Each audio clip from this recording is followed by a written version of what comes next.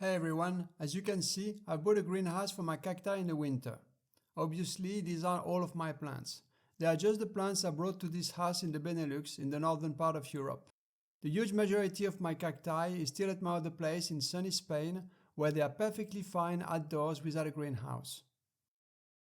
This was not a big expense, €65 brand new, which currently translates to $75 US. It was not even on special offer. That's the regular price on Amazon. I could have bought a much better greenhouse, but for a good one, you're probably talking about €3,000. That would be an acceptable investment if I were sure I was going to have this house for a long time.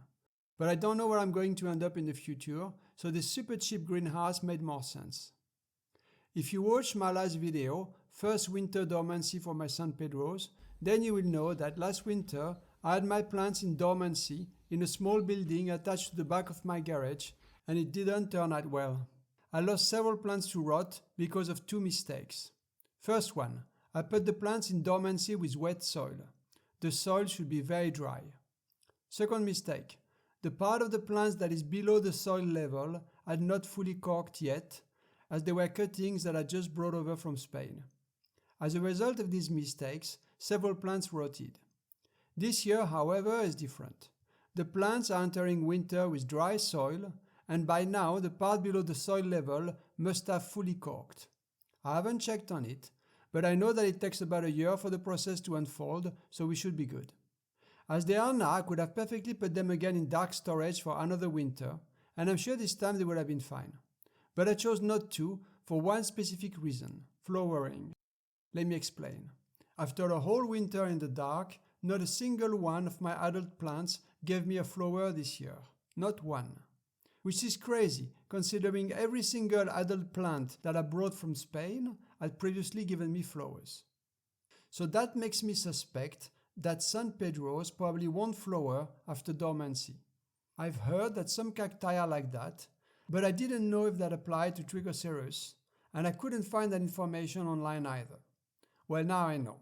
Apparently they need some light during the winter in order to produce flowers.